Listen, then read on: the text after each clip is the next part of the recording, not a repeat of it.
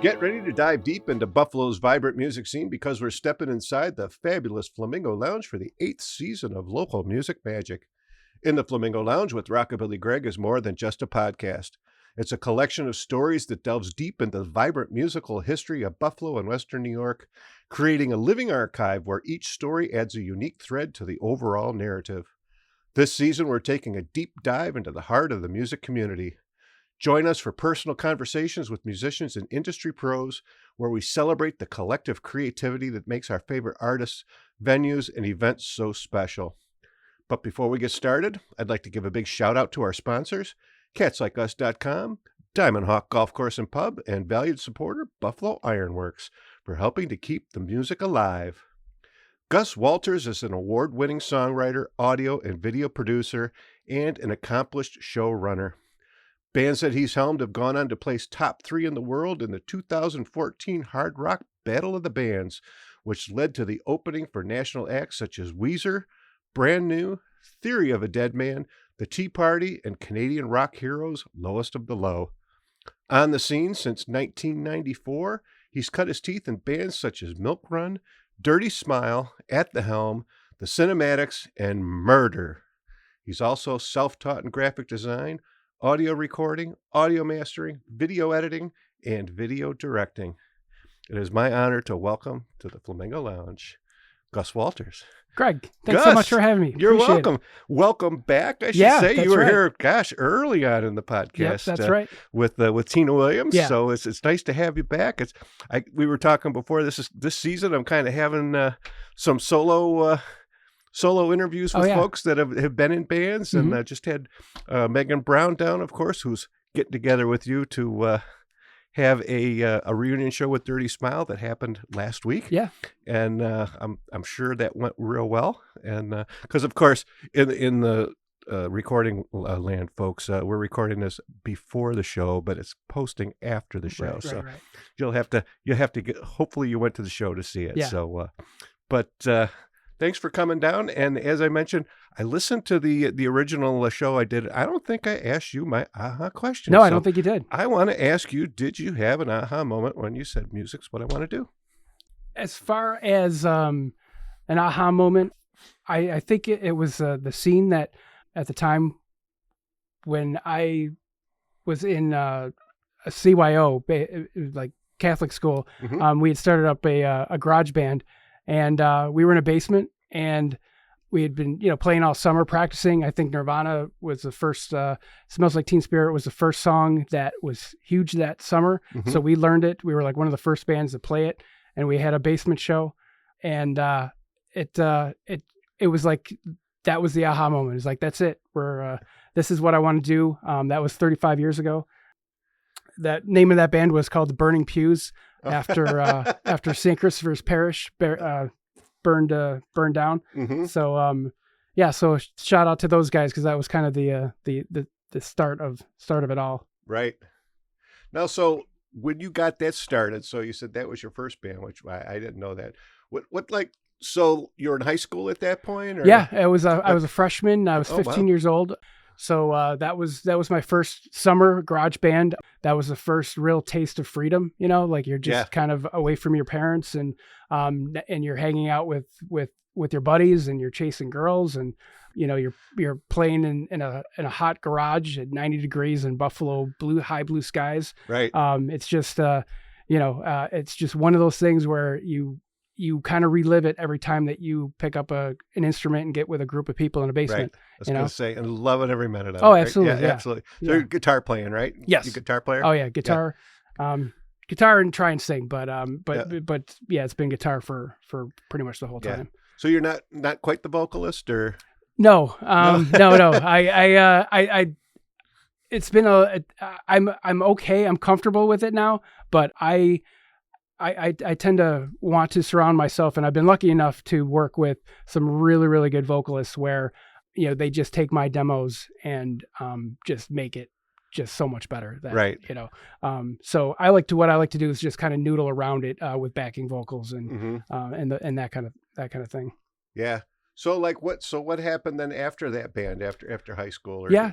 It was right after that band. was like this scene in late 80s, early 90s was the hardcore scene especially. That was like the next thing. My parents were dropping me off at like Randall Studios and Scrapyard downtown. And we were hanging out with, I was from Sweet Home. So I was, Dr. Joe Baudo was my musical teacher. Yeah. So I didn't really play any music under him, but I was in his Music Theory 1 and Music Theory 2 class. And that kind of kicked it off. And I met a bunch of kids who were talking about going to these hardcore shows. So Tim Turcotte and Nick Georgiadis was another one, where we had started like a little garage band, which was all just Nirvana covers. And then we were going to see all these great bands at the Scrapyard, Randall Studios, Hamburg Roller Rink. And you were seeing Mighty Mighty Boss Tones one day. You would go see Zero Tolerance, which was from Buffalo. And then we started another band at that point called Evergreen. And that was, I was in that band with Garrett Klon from Texas Is a Reason. Pat Lavin was a drummer. Glenn Zemansky was on guitar. Bob Whiteside was on bass.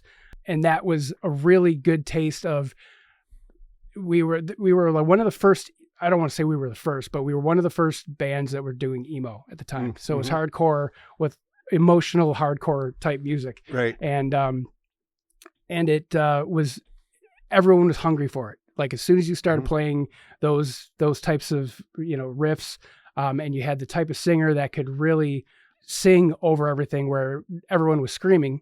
Now we're trying to sing over it.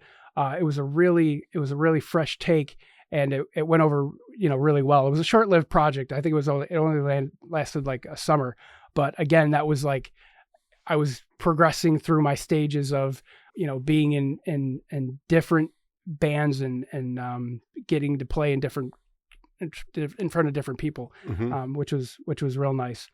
And then towards the end of high school, I could have stayed with the hardcore kids, but I started finding some other musicians that I really appreciated what they were doing. They were more of like the metal side. So I kind of gravitated towards them and kind of injected myself into their surroundings and say, hey, I play guitar. You should add another guitar player, that kind of thing. And that was with, we ended up turning that band. That band was called Milkrun. Okay. That was a punk band that I basically went in to a metal band and said, hey, here's a bunch of Southern California punk rock. I think you guys would really like these guys. And, they started really listening to it. So that was Andy Keller, Art Keller, and Ron Gloss. And we were all 19 at that time, playing the Continental. You had to be 21 to play the Continental. Right. So we were all pretty much fake IDs. And it was, that scene was absolutely insane. They had all the MTV videos, when it'd be like 10:30 and the place would be dead. The screen would be up and everyone is watching 120 minutes and you see all these bands. You're like, oh, I got to check this out. I got to go to record theater. This band is amazing. What was worse is when they cut off the beginning or end. So you didn't know what band it was, and then you'd have to go and try and find and talk to somebody like, do you know who this band is? Because I have to go find them. And, the Continental was just magic because the Goo Goo Dolls were playing there. The Quakes were playing there all the time. The Quakes, so it just had this like Buffalo, like just aura about it that, when you got on that stage, you didn't know what to expect. And there was one perfect night. It was like midnight on a Saturday. I think it was like 11 o'clock and there was no one in the bar. There was no one there at all. And we're like, all right, let's just go on. I guess it's just going to be just a practice, and as soon as that screen went up, place was packed. So within a half an hour, it went from no one was there to everyone couldn't wait to see what you were going to be bringing. So, and then if you were tired of being the rock star downstairs, you go upstairs to the goth dance room and enjoy that. So it was just a really great spot. As far as being in a band and working for the weekend, that's where I met Bud Redding too. Bud Redding was booking a lot of the bands there. Right. And come to find out later on in life, I'd be in a band with him. So that was always pretty cool. Right. But so that was, and then Milkrun just kind of we did that. We put out like three albums. It was all, we called it beer punk. It was just a lot of fun. Right. It was all like Blink-182 was hitting at that time, and we really were trying to kind of make it, but the Kellers had a cheesecake manufacturing facility, and their father was pretty supportive. And I was working at a restaurant. I was hotel restaurant management at that time, and it just kind of, we tried it, and it just, we couldn't really put it all together and get going in the same direction. But it was a great time, and I ended up actually being hired at their company. Oh, so okay. I've been there for 23 years. Oh, wow. So I'm a business development manager at this cheesecake manufacturing facility.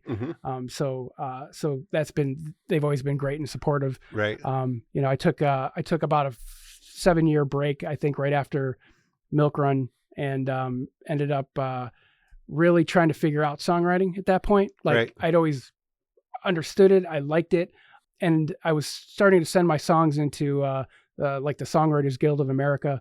And I was getting some really valuable, like, cutting feedback. Like, you got to watch out, your songs, and you have to, the title of your songs, you really have to make sure that they're unique. And, like, there's only so many bands that have written, the same title with you, so you got to be careful of, that kind of thing. And always never being afraid to cut your songs down, to edit, self-edit, surgically remove parts that you think might be dragging, because if you think they're dragging, the listener is 100% going to be dragging it, so that was, I went and learned a lot from that. I didn't really change any of the songs I was writing midstream. Just, I had that, moving forward, this is what I was going to go and change and do better with. And then I started kind of, I had a finished basement that I was putting together, much like your awesome basement down here. Right. And I started putting drums in it, and I started putting amps and PA. I didn't have a band yet, and but I knew something was going to come. I started dabbling a little bit in audio recording at that time as well. And then there was a drummer I started hanging out with, and he brought along Megan Brown. So that was how that started. So a lot of these songs that I had written by myself, I was going to be the lead singer of that band until I heard Megan sing, and I was like, wait, no way. There's no way. There's absolutely no way. So that was the beginning. Yeah, we stayed we decided to stay in the basement for a year. And then we did some open mics, and that's really what you got to do is to get out there, is play your open mics, get in front of people, get the rust off, start to really work on the performance aspect of it. We did the first Hard Rock Battle of the Bands. Right. We took second place. We lost to Randall and Late Night Scandals. They took first place. And then we, and Evil Jim at the time, I went back and I talked to all the judges. I think there was Evil Jim, Bob Silvestri. I think maybe Sarge was in there too. Yep. And said, what do we need to do to be better? And we took basically all the information. They said, do not look like you just walked out of a garage. Like, you got to have a look, a symmetry. You have to make this performance and make the people really understand, like, feel what you're actually doing. So we ended up, walking away from that and coming back the next year and ended up winning it. There's a lot of credit that goes to Megan on that too, because there was a period where we had lost our drummer. That was Adam Smith. And before we got Eric Eimiller in, I had Whiskey Reverb at the time was looking for, they had just lost their singer and guitar player. And I basically went to the band and said, you should really think about Megan Brown. And that was like one of those things where, looking at it I did not see it going anywhere, but I needed Megan to keep progressing and because she was such an incredible talent and incredible individual, that I didn't want to see her go with a band that was subpar, and I just wanted her to work on her craft. And boy, did she. Like, she was playing with Whiskey Reverb every Thursday at Tudor Lounge. She just absolutely exploded. She got it. Like, you could tell, like, she always had the voice, but she got real comfortable in front of people. And that is 100% why I think we won. The band was good, but I think, her sense of power and it really won over, I think, a lot of the hard rock crowd and the judges for that. So so I've always been very lucky with. Yeah, I was a judge for that one year. Oh yeah, I know that because they asked the Hall of Fame guys, and I know Bob and Sarge. I'm pretty sure. Can't remember if that was the year you guys won. Yeah, it probably was. I think it was. Yeah. Because I would have went to after the first one, and I definitely would have reached out. So yeah, it was definitely. So thank you. I could almost remember Bob like saying that, because people would come up, and because I remember there was a girl that performed, and I said, because there was a lot of people doing ballads, and they were really, and I'm like, man, let's pick the crowd up, man, And I went to her, and she's actually the friend of a woman that I know, a daughter of a woman I know. And I said, look, you're really a good voice. You wrote good songs, but got to do something a little peppy. Why the ballad? Because, everyone was like warming up with a couple, and then you had your song to get judged on. I says, you were killing it when you were, and then you went, well, my boyfriend told me. I says, where's your boyfriend now? Exactly. I says, come on, no, you got to get rid of him. He's dragging you down, man. So absolutely, yeah. So I know she's in Europe now. She's in England. Oh wow. So, yeah.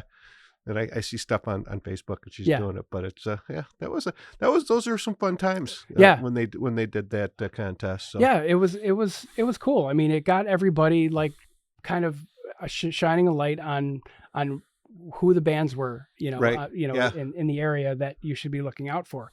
And then it even taught bands how to manage, like, Eric, Megan, and myself, we kind of, fondly called ourselves a tripod, because we were always the part of the band that was trying to either book, work behind the scenes, like, or promote. And, each one of us had a role, and we were really good at that part of it. And, we thought about, well, if we're in the middle of this, we're going to need a song, we're going to need a video. So we, while we were doing all this, one of us started to work on getting, a video crew together. And so when we got the hard rock, we won it, luckily, or like we won the hard rock. We also, right after that, released a single, Siren. And then right after that, we released the video, and that just helped everyone like latch on and kind of, it helped kind of propel us forward to, again, Evil Jim coming out of left field. That Edge Fest that year, all of these bands dropped off. So they had Weezer on there. They had Brand New. They had, I can't remember the other one. But I believe Social Distortion was on there, and I think they ended up dropping off. And Jim remembered us and saw what we were doing, and he said, "You guys want to open for Weezer?" And 2014, and we're like, "What? Yeah, absolutely." So it was just a whirlwind. That 6 months from February until that August, that hot August day, opening for Weezer was just it really shows, if you get everyone rowing in the same direction and motivated, you can really do great things. So like, Mike, Jesse, Megan, Eric, that band was just amazing for me, and the songs we were writing and the people. It was just great. We had a pretty good run with that band, where we just kind of kept moving up the ladder. And then it was one of those deals. I think even Megan's husband, Kevin, had mentioned it to me after we had kind of taken a hiatus. Mm-hmm. I don't want to call it breaking up because if you still look at my Facebook page, I still haven't Yeah. I still haven't let it go. Right. Even though I was probably the catalyst for it because I had a young daughter at home at the time, and I was being really stretched thin at the time. So I needed the band to kind of keep progressing, and we were stalling out for various reasons. Mm-hmm. You know, every band has an expiration date on it. Sure. And it's very tough to keep everyone motivated, especially if no one's getting paid. Mm-hmm. You know, so that's where it's really tough to just, you know, you have to take everybody's family and work situation into account when you're going into these bands and you want to make all these big plans. So yeah, so I think I can stay in front of everyone that I was pretty much probably the reason why Dirty Smile had to end. Even though I think some people think that it was, I made it pretty easy. so it was great to see that Eric and Megan had reached out and asked us to have this reunion show. Mm-hmm. So it means a lot. And we've had 4 rehearsals and they sound great. It was like we never left. So, you know, to hear the whole band playing the way they used to, it's going to be a really good show. So right. looking forward to it. Yeah. And as we mentioned, that was last week, but that's right. Yeah. Yeah. But no, I'm going to kind of go backwards a little bit. Sure. At the beginning, at the top of the show, you mentioned that you're a self-taught graphic designer now. Yeah. So when you were talking about, you know, you had the tripod, is that kind of how you learned how to be That's a right. graphic designer? Like you had no choice, right? Yep. There's a great, if anyone out there, Ari's Take is he's a podcaster and he's written some really good books on what to do in the new music world. And he's like, do not be afraid to do anything. Just start diving in and doing it. And yes, that's where like graphic design, like Adobe Illustrator, you know, that became clutch for doing the flyers. Now Canva is a very easy tool for that. So that kind of takes the ease out of Adobe Illustrator. Had a little bit more finesse to it, whereas Canva's really easy, and I love it because of how easy it is. So yeah, that's where, you know, designing all the show flyers, designing the album art, you know, that's how you just do it. And then, like, you know, for every 20 things that sucked, usually there's one good thing, and hopefully everyone in the band goes, yeah. That's okay. We can deal with that. I'm like, all right, sweet. On to the next thing. Yeah. That's kind of me. I had no idea how to like record or, you know, mix or do any of that stuff at the end. Let's give it a shot. Yep, so, exactly. You can't, you can't be concerned or I don't even call it afraid, but you just have to, you just have to do it. Yeah. You know?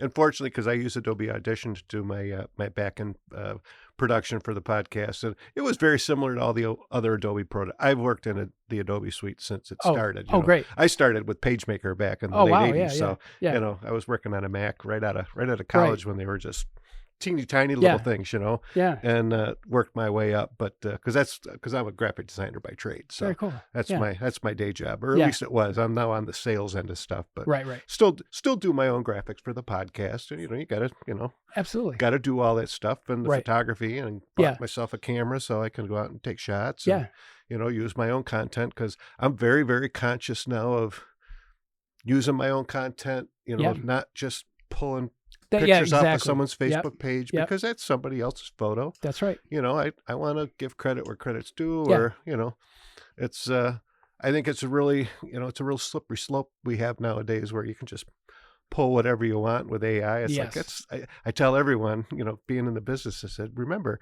AI isn't creating something from scratch. It's just pulling what's already out there. That's right. And putting it all together. Yeah, that's right. You know, and making something different out of all that. So it's not a total creation, and you can't copyright that. Right. That's not yours to copyright. That's right. There's all kinds of issues and things to you know, to get in on that end of things. Yeah. But it's crazy how. But like you said, you started just recording, you know, in your basement.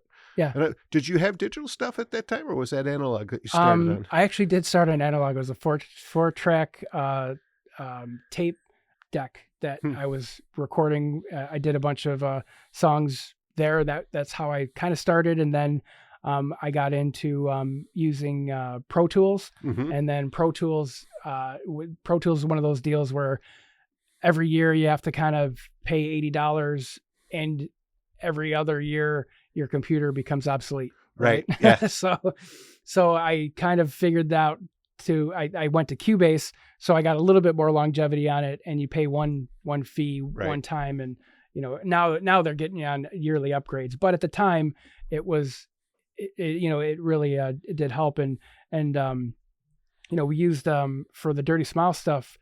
We were recording either my house or we were recording at GCR. And then we're sending, when Ron Hawkins produced a couple of our albums, we were sending the tracks to him. And then the last one I ended up doing, that's just because we were kind of beating ourselves up in trying to feed the machine. Right. And that, I think we spent like $3,000, and we ended up paying ourselves back that $3,000 in like 2 months but we were gigging 4 or 5 nights out of the week. And, and that causes a lot of undue stress, in the band. And, but if you got nothing going on, then that's the best thing for it. Exactly. Yeah. So, but that's, you don't have the little ones running around at home. Exactly. Yeah. Oh, I know that feeling. Oh, so, yeah. Now my kids are grown, they're gone. I'm like, hey, they're always like, you're never home, Dad. It's like, that's right. That's right. Cry about it. Yeah. I have a life. Sorry. Exactly. That's cool. So now what came after Dirty Smile? Dirty Smile. That was, it was kind of, I had kind of been working on like an acoustic punk rock type of thing, and actually that was at the Helm. It started off at Wave the Flag, and then we changed that over to At the Helm, and that was with Mike Como, Rob Helms, Jay Kassler, and Mario Nobilio. Mario, he helped us out in a couple Dirty Smile shows. He's absolutely, how you meet those guys later on in life and they just become best friends. Yeah. Like, they all of a sudden just fit. And he's like the Swiss Army knife in a bass, in that if you need something, he'll be able to play something to anything you're going to throw at him. He's good to have a beer with, hang out with. And it's, there are these great things where, when you find somebody, you cherish that, and make the most of it. So we go to shows together and we play music together. So it's great. So at the Helm, we ended up doing a show with, it was basically the beginnings of At the Helm. Milkrun was a reunion show, and Grosh. So it was Grosh's, one of Grosh's first shows was at the Evening Star in 2017. And I mean, Grace and Josh, they're absolutely you can't say enough great things about those two and the way they play music together. I had Grace do a couple solos for me on one of the projects. It was one of the earlier At the Helm stuff. And even her clean channel, like picking, it's just this, this 3-4 finger thwack that she throws at it. And it just makes this harmonic noise, and then the way she's bending, it's just it's an amazing talent. And then Josh is the rhythm king. He's he just locks it down. And then, he was like, hey, want me to do a solo? And, he'll go off on an amazing, 15-minute journey, which is just great. So, so seeing Megan land in that band is like, yes, like chef's kiss. That's exactly where, she should land. And then Dylan, I don't know too much about Dylan, but he's amazing. Every time I've seen him play, I'm like, wow, this guy's, Yeah. He hasn't been on. He I guess he's shy. Yeah. So I said when Megan was here, I said, we got to get Dylan down here. I said, maybe we'll get because I know his dad. I know Michael from the Hall of Fame, and I said, but then probably Michael, take over the show. She's like, oh no, those two really, they rib on each other pretty good. So I said, oh, challenge accepted. Yeah, so exactly. That's cool stuff.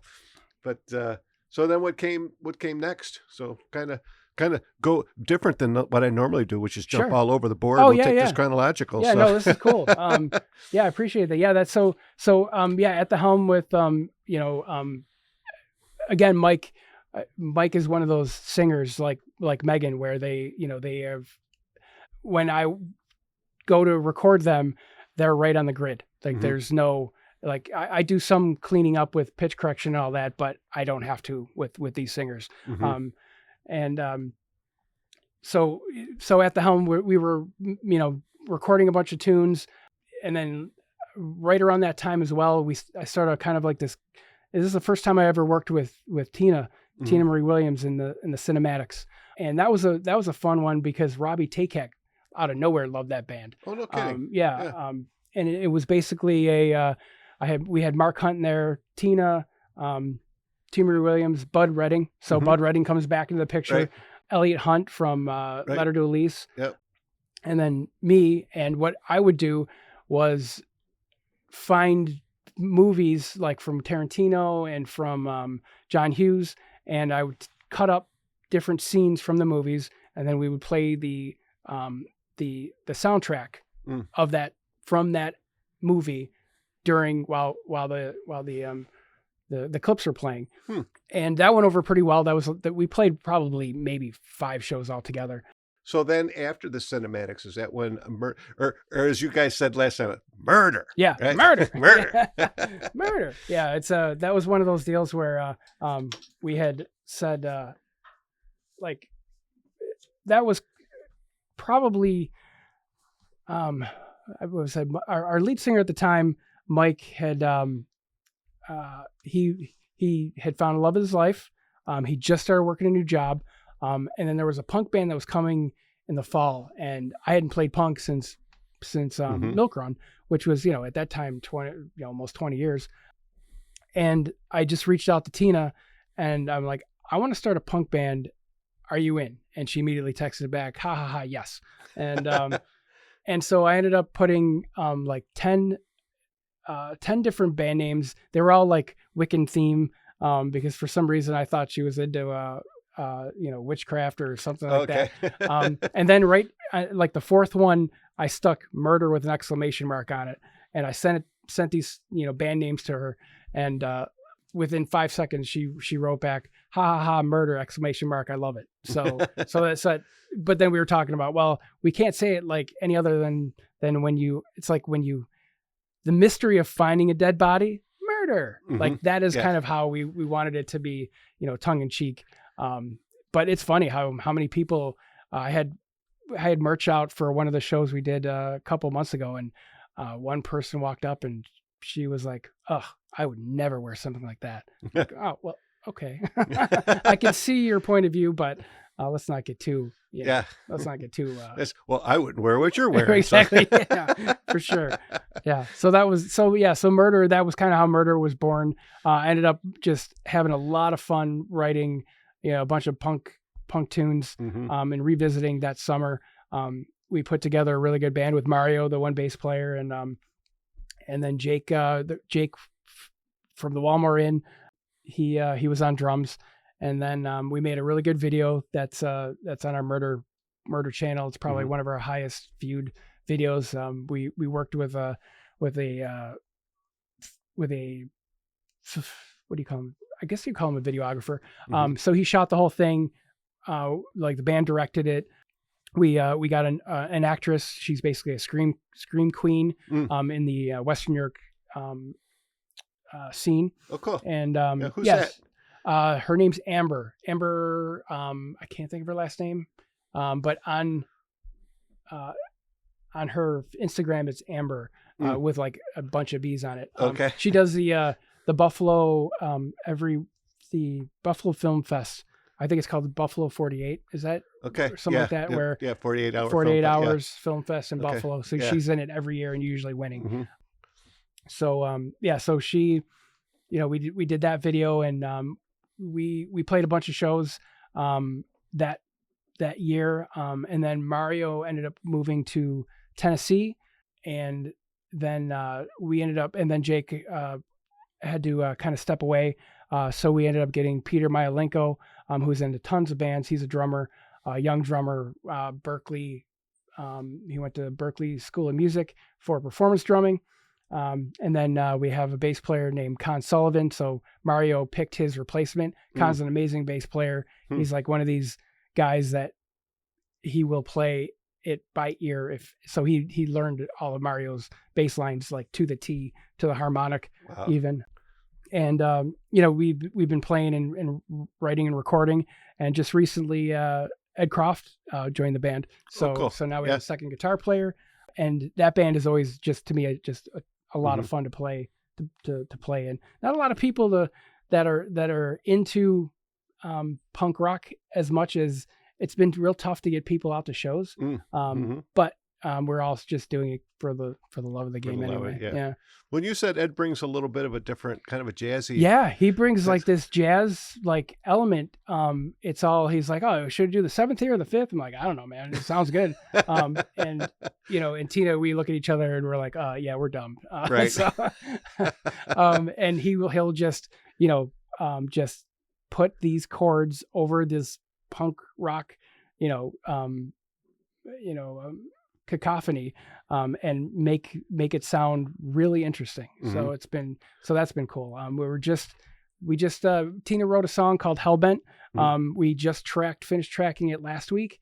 And before that we just released a song called Head on an Anvil.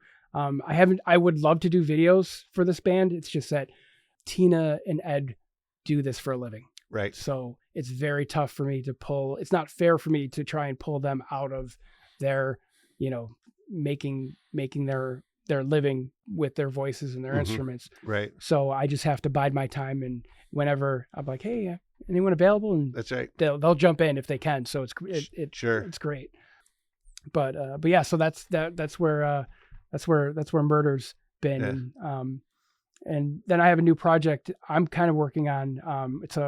I was listening to a bunch of rockabilly this summer, and I know you're aficionado as well. And that's I'm calling that Flat Top Riot. And Ed Croft has graciously stepped in to do stand-up bass for it, so he's going to do slap bass. And there's 2 songs done. One of them's on my Linktree page. Put You in the Stars, and then I have another one that's I'm in all various stages of recording. I want to kind of get a 3 or 4 song demo. I don't know if I'm going to sing it. I have a singer in mind, hoping that they'd be gracious enough to want to jump in and do something. But I want to kind of keep it small, like a three piece. Either I'm singing it or 3-piece with this additional vocalist. Sure. Do you have a drummer for? I don't. That's the other part too. I have two ideas. Peter Myalenko, I'd already asked, and he's like, God, because he literally is in 39 bands. Right. He is so good that he's in At the Helm. One of those guys. Yeah. Peter jumped in for At the Helm recently, and Tom Condi jumped in on guitar because Jake and Rob couldn't do it anymore. So At the Helm 2.0 is with Mike, Tom Condi from Niagara Falls. Mario Nobilio's back from Tennessee. So he was a driver in At the Helm getting back together. And then Peter Myalenko is on drums, and I'm excited for that because that went from like being a prog rock pop band to now I want it to be a Canadian rock band. I love Canadian rock, like Lowest of the Low. So I'm really trying to gear that band to be that kind of vibe, because I think this area loves Canadian rock too. Well, they say rockabilly is where punk rockers go to retire. That's right. Exactly. Yeah, for sure. Yeah.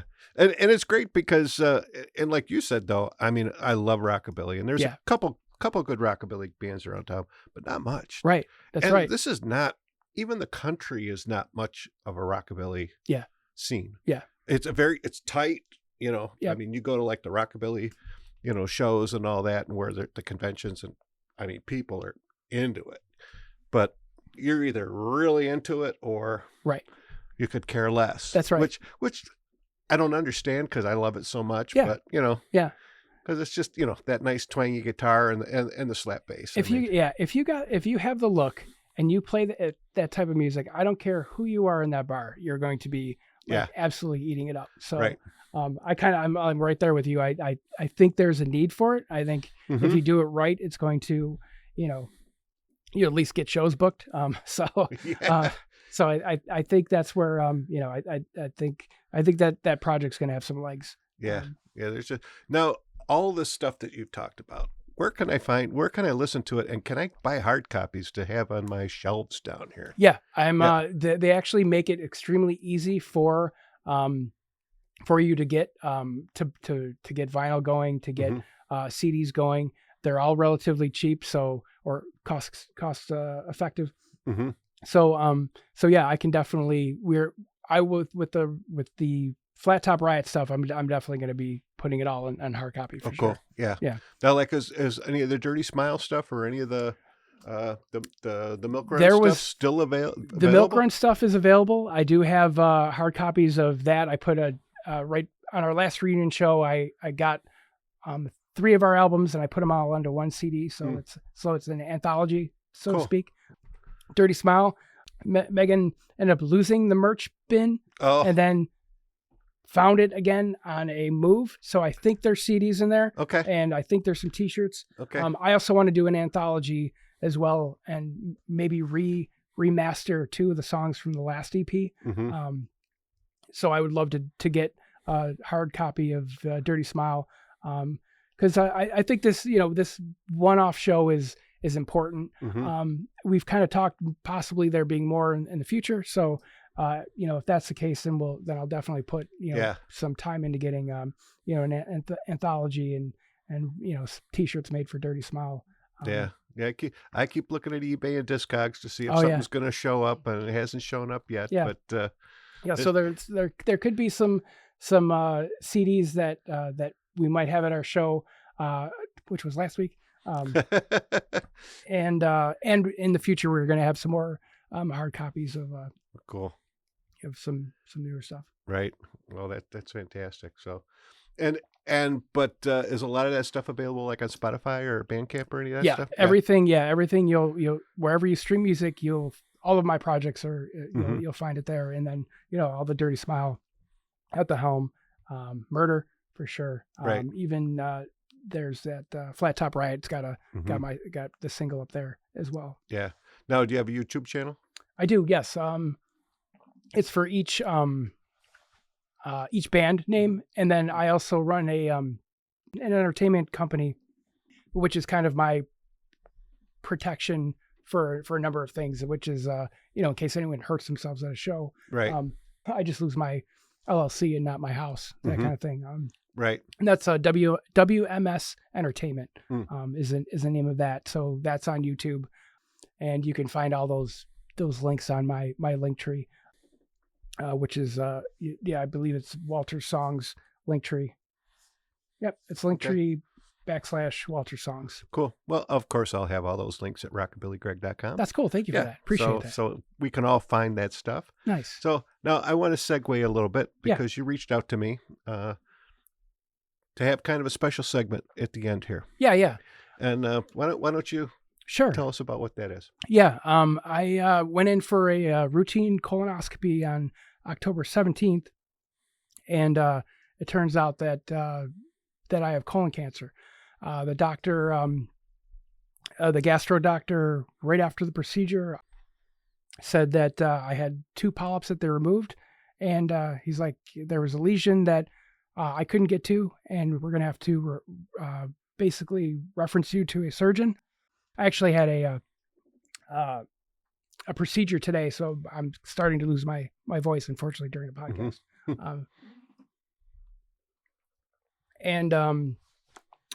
So that was a little bit shocking. My wife gasped, and I was a little bit taken aback. This is only supposed to be a routine type of a thing, and it turns out that you have what you went in and you were hoping you would never hear. Right. So I ended up there was a biopsy done. It was confirmed 2 days later that it was indeed colon cancer. I met with a surgeon and had scans done today, which were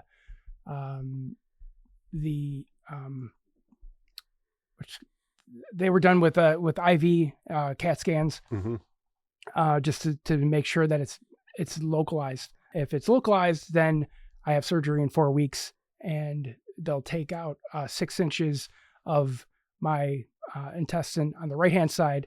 The good news with that is the right side is the best side to get this type of thing, because there's a big blood supply right there that you have a lot of intestines. They'll just stitch you right back up. The blood supply makes you heal pretty quickly. And the big thing about this is early screening for sure, because this is one of those things that I feel absolutely fine. Like I have nothing wrong with me. There's nothing. I have no pain. I have no. So that's why it was just a complete shock, and still is, even after these almost 2 weeks. And this could be one of those that sit there for 7 to 10 years before you even see it. And by that time, it is usually too late, because it will.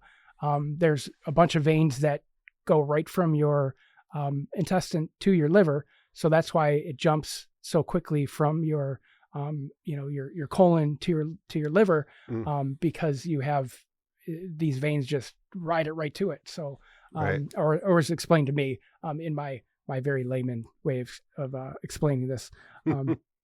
But yeah, so for the bad news that this is, there's still a lot to be optimistic about. I said I had my scans today, and I'll find out in the next 24 or 48 hours if it's localized. And if it's not localized, then it's going to be a different therapy, route. But as far as the main reason why I'm glad you had me on, because I just wanted to talk a little bit about the procedure. It really is not that big a deal. If anyone's not wanting to have a colonoscopy because of any stigma, it's super easy. The hardest thing to do is just to make the appointment. They basically give you these pills, Subpro, I think it was called. They give you 2 bottles, 12 pills each, and right at 6 o'clock after fasting all day, you take these 12 pills with water. An hour later, you drink a pint of water. An hour later after that, you drink a pint of water after that. And then, this is the graphic part, then you just it's basically liquid pouring out of you for the next 4 hours. Right. Like it was funny because I was waiting. I'm like, I wonder how this is all going to work. And, because I've never taken anything, that was, and basically all this does is these pills take all the water in your body and just shove it right to your intestines. So all that's coming out is water. Right. So that, after a little bit, that was probably the most uncomfortable part, but, and then at 5 o'clock, my colonoscopy was at 1 p.m. So, the way the timing worked with the pills, I took it at 6. Then by midnight, I was pretty much done. And then, they had me get up at 5 o'clock, take 12 more pills. And this time it was a little less, of an issue, or violent, I guess you could say. Right. And then you just, continue fasting until your appointment, and then you get in there, and it's real quick. They put an IV in you. You go right to sleep, and then you wake up and post-op, and you have a nurse and your doctor there explaining everything that happened. Yeah. I know I had one 5-6 years ago, and I didn't have the pills, but I just had Gatorade with some powdered stuff in it. It was very, very close to the commode. And it was an easy procedure, but you really kind of, I appreciate you reaching out to me too, and honored that, you thought that to call me up and tell your story and have this on, because I have had, and my doctor told me, she says, yeah, you don't need to have the colonoscopy, but you can do the, lack of a better term, poop in a box, right? And I've had that sitting on my stool in the kitchen for probably 4 months. So I'm gonna be pooping in a box. That's good. So because like you said, you never know, right? I had put it off for my work that this time of year gets really busy.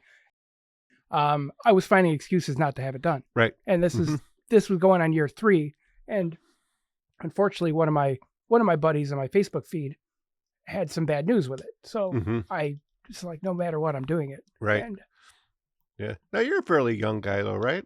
I'm 50. You're 50? Yeah. See.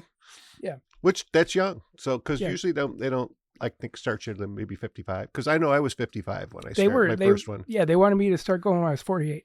Yeah. Yeah. No, I know my wife's younger. She's about your age, and she had one maybe a year or two ago, and same thing. She did the box trick, and because we laughed when I went in for mine. I mean, I was out. I guess there's like two different drugs. There's the one that like just wipes you right. Right. I mean, I have no clue. It's like, count back from 100. I went, oh, boom. I don't even think I got to 100. Oh yeah, exactly. Yeah, And, I was out like that. Yeah. And she, we get in there, and I says, how did I get my clothes off? And there's like a male nurse standing there. She's, oh, he took your clothes off, and I brought my Vans, come up. I figured I'll just be able to slip my feet back in. Yeah. I couldn't get my Vans on to save my life. Oh jeez. And she gets me, and I was hungry. And our big joke now is she was talking to me, and I said, let's go to McDonald's and get a Big Mac or a sandwich, sausage sandwich. And all of a sudden, out of nowhere, I just yelled, beets. So now every now and then, out of nowhere, she'll just yell, beets. And it's just like top of my lungs. I'm like, and we just cracked up. And at the time too, I'm like, yeah, I'll just bring my laptop home. And this was a Friday, I went in early morning. I'll work.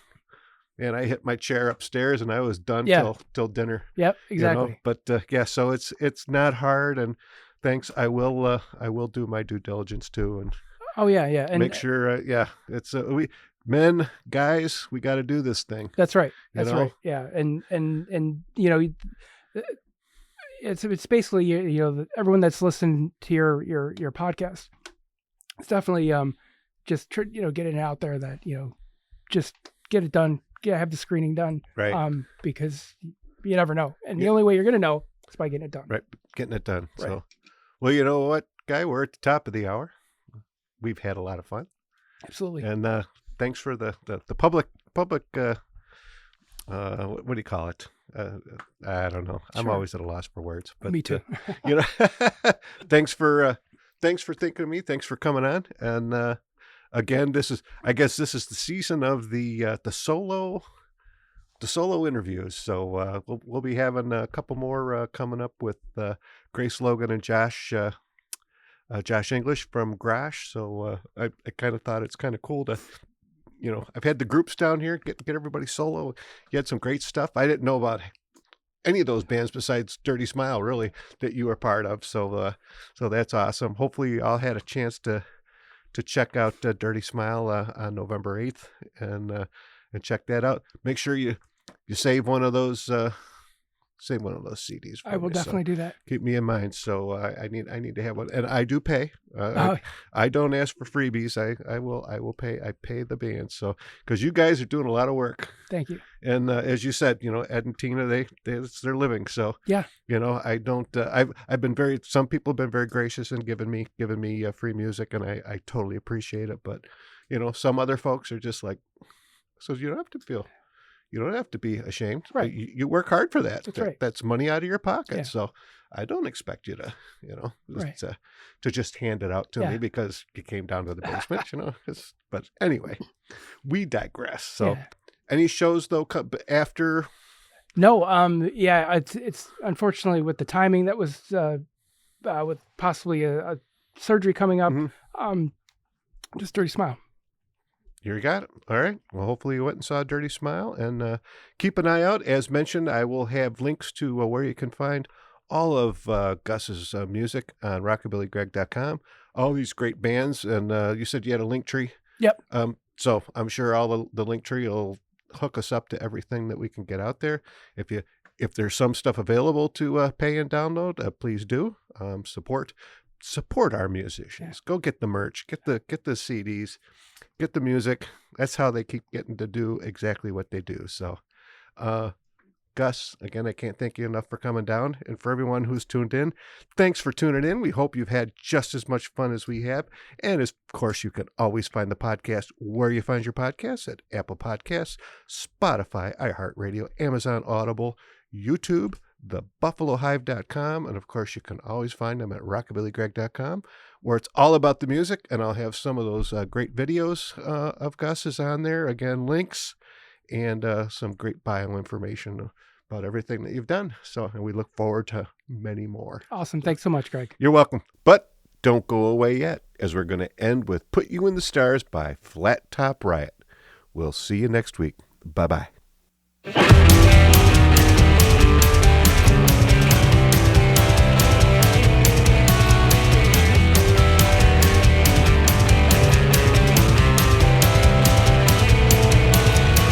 I still hear your steps on the bedroom floor.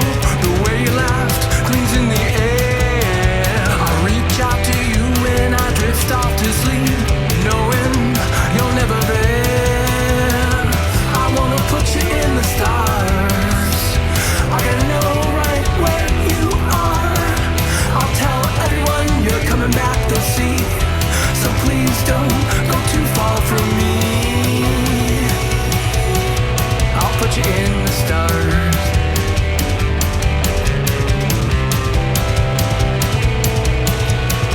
I feel your shadow on the window panes. I speak to you like you're there. You match with the rhythm of the steps that I take, like echoes lost in the air.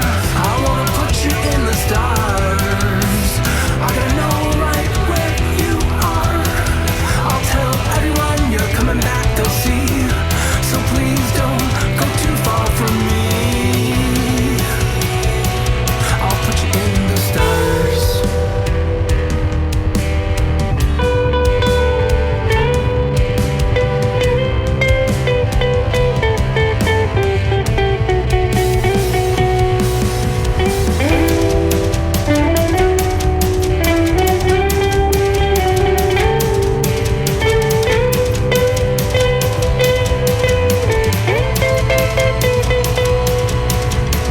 I wanna hold you where the darkness can't reach, where distance will never win.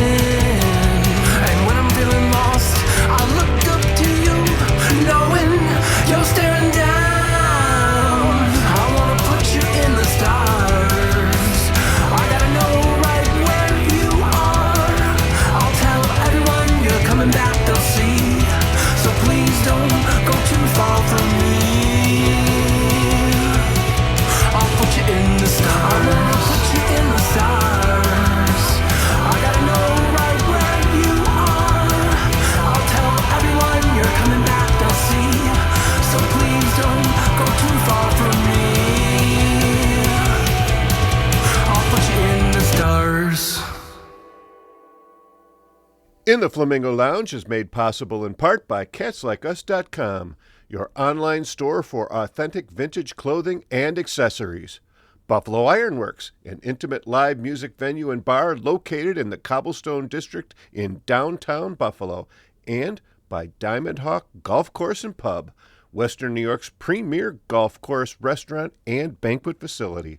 At the Hawk, the bar is hopping year-round with live music every Wednesday, Friday, and Saturday, and some other nights, too. Tune in for a new episode every Saturday at 9 a.m. EST at rockabillygreg.com, where it's all about the music. Bark, Zoe, bark. Good girl.